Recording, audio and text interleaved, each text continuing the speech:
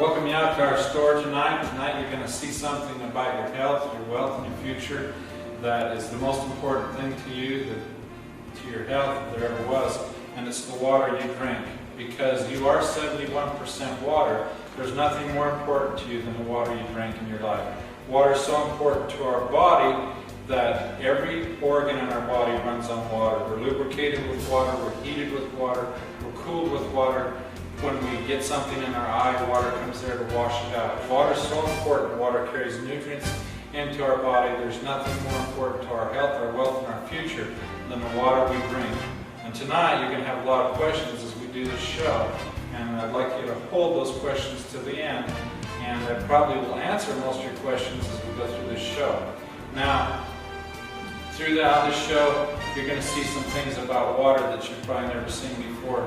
And I want you to think about it and make a decision in your own personal life what you're going to do about the water you're drinking, because that's your job tonight as we go through this show, is to decide what kind of water you're going to drink from now on. You're going to learn some things about water that you've never learned before. Now we're going to show you some water. This is tap water, and we're going to kind of like put this on a trial tonight, and we're going to prove that this water is absolutely filthy and unable to do the job that water was intended to do. This is distilled water. We're going to prove that it's pure water. It's absolutely pure, and it's the water we should put in our body. And we'll be able to see the difference between these two waters real quick. The first test we're going to do with water is called the boil test. And what we do is we boil down a half a cup of distilled water in this pot over here. It's the only thing my wife lets me cook. And then we're going to boil down a half a cup of tap water in this pot over here. Now, if these waters are clean, when that water is all boiled out of those pots, the only thing that should be left in there is nothing, right? If the water's clean. We'll see which water is the cleanest. This is distilled, this is tap. We'll start that test because it takes a few minutes. But one question I have here, does water conduct electricity? You know, if it's tap water, it's absolutely filthy. We know it does. If I touch these two wires together, that light goes on. That's an open circuit. If he's an electrician, he'd call it a normally open circuit. If I put it in distilled water, it does exactly what it's supposed to do, and that's nothing because those two wires aren't touching. That's an open circuit. It shouldn't light the light. But if I put it in tap water, it closes that gap. There's something in that water that's making that gap close. And the difference between these two waters is this is absolutely filthy water, this is pure water. Tap water started out as distilled water. In nature, we have lakes, rivers, and streams. The sun heats these vessels of water up and it vaporizes to the upper atmosphere, where it's cooled and condensed back into water. Whenever you take water and change it to vapor, and then back to water, just like this vapor's coming out of the pot here, that's distillation.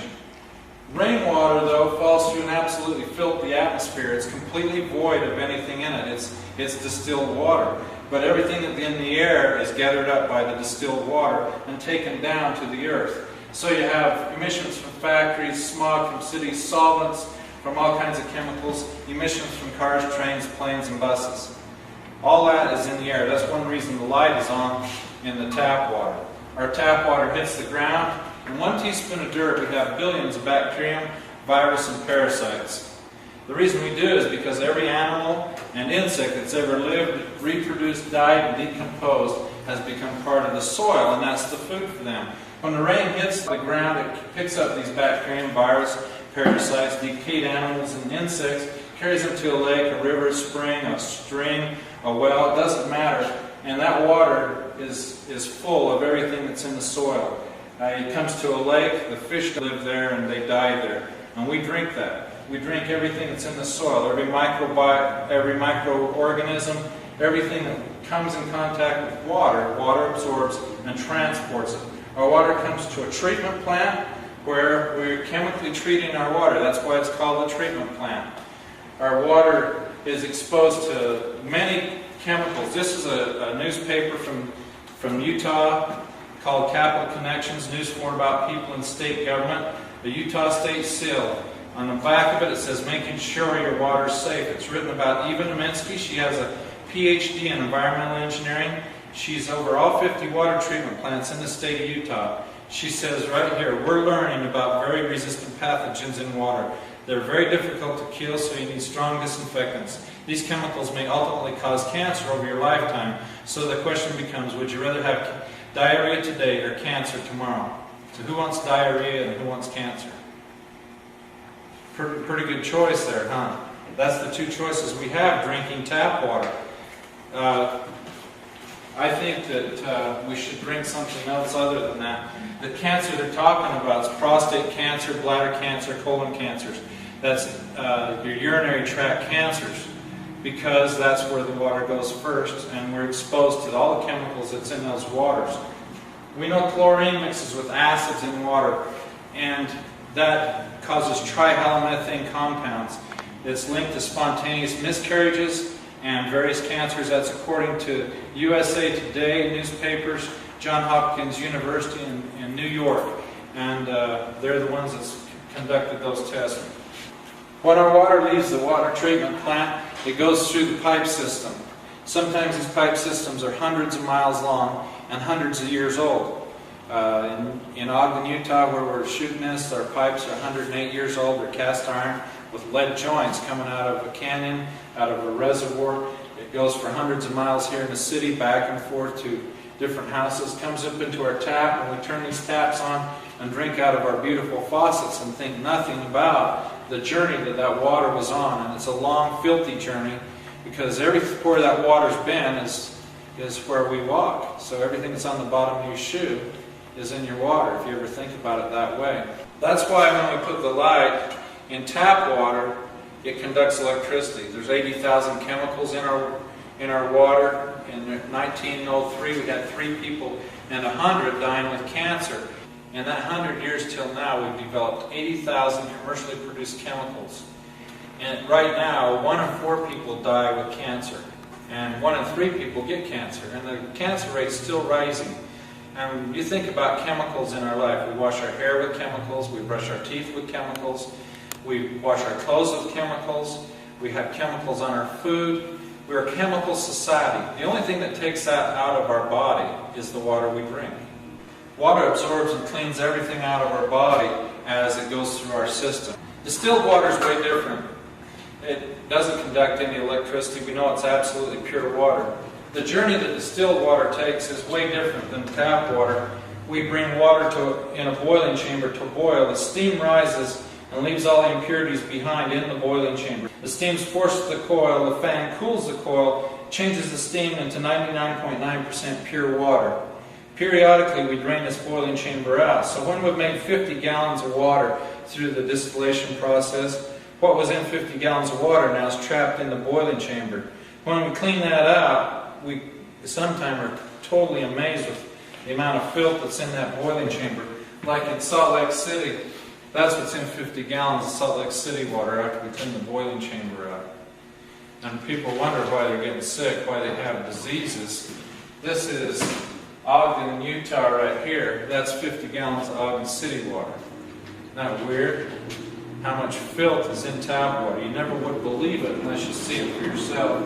Morgan, up where you work, this is about 80 gallons of Morgan City water. Does that look like one of the chemicals they add at the water treatment plant? It does, doesn't it? It's copper sulfate. Now the reason that they put copper sulfate in the water up there is because they have algae growing in the pipelines, and copper sulfate is an algicide. Now, algae won't hurt us, will it? We can eat algae, but when it starts to die and rot in water, it smells. You've smelled the Great Salt Lake. When the algae starts to grow and rot, it's got quite an odor to it. Well, when it has that gas inside these pipelines, and they inject chlorine into it, it creates trihalomethane gas. Okay? And that's very carcinogenic. That's where we come up with prostate cancer, bladder cancer, colon cancer. This is, some lady told me the other day she only drinks spring water from North Ogden Spring. That's 30 gallons at the North Ogden Spring, and that's That's what's in spring water. Whenever you're drinking right out of the dirt, right out of the ground, you're drinking dirt. You're drinking filth. You're drinking everywhere you walk. Okay? You're drinking everything that's on the bottom of your shoe. It doesn't matter where that water's from. The filth is there. These inorganic minerals are what we're drinking. This is right out of a distiller. Does that look like it'd be nice for our inside of our body? Dr. Charles Mayo from the Mayo Clinic, he's got a clinic in Arizona and one in Minnesota. His quote here is, "Water hardness, or inorganic minerals in solution, is the underlying cause of many, if not all, diseases resulting from poisons in the intestinal tract. These hard minerals pass from the intestinal walls and get into the lymphatic system, which deliver all of its products to the blood, which in turn is distributed to all parts of the body. This is the cause of much human disease." Dr. Charles Mayo of the Mayo Clinic. In Dr. Bannock's book, The Choice is Clear, he says if you're concerned about arthritis, hardening of the arteries, kidney stones, gallstones, cataracts, glaucoma, loss of hearing, diabetes, obesity, and emphysema, do not drink the inorganic minerals found in water. He just talked about the inorganic minerals. We've talked about 80,000 different chemicals in our water. We've talked about the insects, the bacteria, the virus, the parasites, the dead animals in our water. When I put a distiller in my home the very first week, this is what we took out of our distiller. That's what 6 people would have drank the first week. And when I got shown this to people and shown it to my wife and kids, I says, look, there's actually an animal hair in there. See that animal hair right there? There's 6 animal hairs in this bottle of water. And I called the water guy up and I says, how come there's hair in our water this week? And he says, well, I thought we took that all out. I says, well, what was it? He says, we couldn't tell. It's too badly decomposed. I says, well, why didn't you tell everybody was drinking a dead animal this week? And he says, oh, don't worry, we put more chlorine in your water. So, you know, chlorine's 400,000 times more poisonous than DDT. It's linked to a lot of diseases, even cardiovascular disease, because it roughens up the artery walls inside our blood stream and causes the inorganic minerals to start adhering to them, because a rough spot makes it easier for things to stick. You may go around 10, 20, 30, 40, 50, 60 years, 70 years before you have any cardiovascular disease cause you any problems. But if the wrong blood vessel gets plugged off in your heart, they call that a heart attack, don't they? If the wrong one gets plugged off in your brain, they call that a stroke. If the inorganic minerals get into our body, in our joints, in our ears, it causes aging diseases that we don't have any cure for. Right here in the laboratory, let's take distilled water through the same journey the tap water's been on and make the light go on in it. We'll have to add a lot of things to it. First thing we'll add to it is bacterium, virus, and parasites. I'll wash my hands in it. 5 parts per million will make this light go on. And we'll see just how dirty my hands are. Pretty clean hands, huh? The tap water is still hundreds of times filthier than the distilled water. But you know the real funny thing about it is, though, you won't drink this water now, will you? No. Why not? Because it has urine. Yeah, but it's still hundreds of times cleaner than tap water. Did you see what your eyes just did to your brain now? You saw something in your water. What do you really want in your water? Nothing. Me too. When I saw this the first time, that's what I decided. I didn't want anything in my water. I wanted clean water. But we can take it a little bit further and make the light go on. This is some of the inorganic minerals we get out of our distiller. We'll put some of that in there. We'll put some chemical from farms and factories in there. And we'll stir that around. So that's starting to look like now Mountain Dew, right? That's what you're thinking. Now we'll take it to the water treatment plant where we'll add a little bit of technology to it. And we'll stir that around and we'll aerate it a little bit, just like even Aminski's talking about there. Add a little technology to the water. Right amount of chemicals we can make that awful looking water look just like tap water. Isn't that cool? Now let's see if we made it tap water. Yep. Now, according to even Aminski, That's safe water to drink. You won't want to drink it now? Why not? It's safe. What's the definition of safe water? Won't cause diarrhea today. Let's see what we've done here with the TDS meter. This TDS stands for total dissolved solids. That means anything that's totally dissolved in the water will show up with a TDS meter. Now Ron, I want you to read this for me and tell me what parts per million that says. 0. 0, 0, 0 parts per million. Now tap water, right from Ogden City here. Let's see what that's saying. 296, 308 now. 308. 308 parts per million. Now this water that Teresa wouldn't drink, let's see what that was. After I threw all that filth in there. 56, 54. It's still, what, 6 times cleaner than tap water. Can you imagine how much filth is in tap water? If you could see where that tap water's been, all the carcasses of the animals, the dead insects, the inorganic minerals, the chemicals that's in this water, if you could see what was in that water that's making 296 parts per million, you'd never drink it. You'd never ever drink it. And you shouldn't. We only have 56 parts per million. You saw everything I put in there. You wouldn't even drink it after I washed my hands in there. We had 26 little girls in here one night, and they all washed their hands in here and still didn't get as dirty as tap water. Still didn't have as high a TDS reading as tap water. Let's check our pots out now over here and see what we've done. See how hot they are. Now this was tap water and this was distilled water. Is there a big difference there between the two waters? Quite a bit. This is just a half a cup of water. How many cups of water are we supposed to drink today? 8 cups. This is 8 cups boiled down. That's what you're drinking into your body every single day. 8 cups of water. That's 8 cups. That's 1 day. This is 30 days. This is 365 days. And this is 10 years. How old are you? 45. 45. You've run 4.5 goes through your body. Okay? You divide that out, every one of you. That's what your body has to deal with drinking tap water. Our bodies are wonderful machines, aren't they? They can handle a lot of filth. But after so many years of drinking filth into our body, it has an accumulation effect.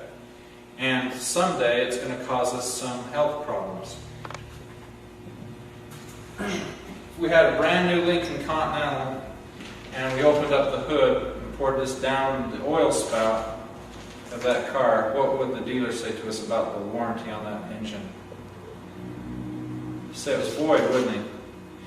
And he should, but you know, our body's the same way. It says here that even the finest piece of machinery on earth depends on proper maintenance to run smoothly. And our body is the most amazing machine on the face of the earth. It's run on solar power. We eat carbohydrates, and they're produced by the sun from plants that we eat. And we reproduce, and when we get a cut, we heal. We have a pretty neat machine. Does your car fix itself when it breaks? It doesn't, does it? Our bodies are 71% water. There's nothing more important to our body than the water we drink. And if we're putting this much filth into our machine every single day, are we kind of voiding the warranty on our machine? We are, aren't we? How long do we get to stay in our machine? Till we wear it out, till we put enough filth in it and we wear it out. And then we get to leave our machine. So there's nothing more important to us than our health, is there? We can have all the money we want. We can have all the time we want. We can squander all the money and time we want. But if we squander our health, all our time and our money will be spent trying to get our health back. And water is very important. You're 71 trillion cells, and every day billions of them die. And the only thing that gets that out of our body, the only thing that carries the dead cells and spent minerals and vitamins out of our body is the water we drink. Now if I went back out on the farm and worked all day long on a tractor and got totally filthy, and come to your house and had a bath in your bathtub and saved the water, would you like to crawl into that bathtub and have a bath? Why not? The water's absolutely filthy, isn't it? Well, that's the same way with this water here. It was 296 parts per million, wasn't it? Do we expect that water to clean the inside of our body? That's what we're drinking water for. 3 days without water and we'll die. If our water's already absolutely filthy, it's like taking a bath in a bathtub that's already filthy. What do you want to drink? What do you want to bathe in? You want to bathe in clean water, don't you? You should bathe the inside of your body with clean water. 0 parts per million water is what we should be drinking. It carries the toxins out of our body. There's nothing more important to our body, our health, and our wealth, and our future than the water we drink. And if it's filthy water, it isn't going to do it. Out of all the waters you drink, what you want when you drink water is water that cleans your body. When we get water to this point, to the tap or distilled water, what we do is we drink it into our body, don't we? Let's see the difference between the two waters as they enter our body. This is tap water. We'll put 200 milliliters of tap water in this bottle. And this represents the filth that's in our body, some of the spent vitamins and minerals, and all the filth that we get rid of every time we urinate. We'll put the same amount of filth in this bottle as we do the other one, but we'll just show you this one first. We'll put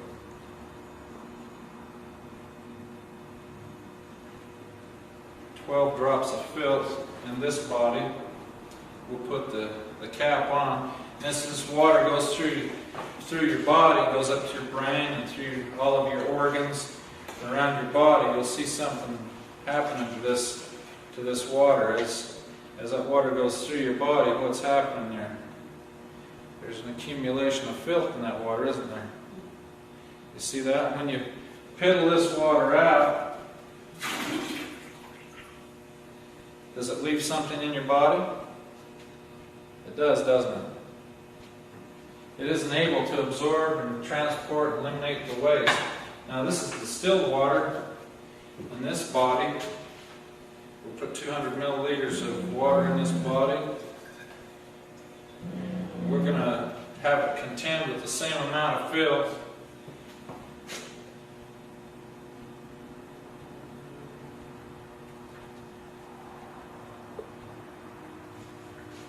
This isn't magic or anything. This just shows you how well distilled water deals with filth. As that water goes through your body and through all your organs and up through your brain, it's actually able to absorb and transport and eliminate all the waste that's in your body. When you piddle this water out,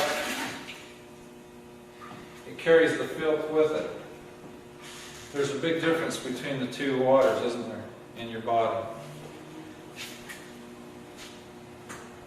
Distilled water is able to transport and eliminate the waste out of your body. Now, does anyone have any questions about water, about tap water, or anything about water at the end of the show? I told you I'd give you some time. I do. There's some controversy about fluoride in the water. What can you tell us about that? You know, I don't really know. I just know that on a government toxicity chart that fluoride is just a little bit more poisonous than lead, and not quite as poisonous as arsenic. I do have 2 tubes of toothpaste here. One is fluoridated toothpaste and the other one is non-fluoridated. It's the same company. But on the back of the fluoridated toothpaste it says that keep out of the reach of children under 6 years of age, and if accidentally swallowed more than used during brushing, call Poison Control Center immediately. On the back of the unfluoridated toothpaste it says you can eat all you want. It doesn't have any warning at all. It's totally safe for children or anyone. I know that sodium fluoride is quite a controversy right now in our drinking water.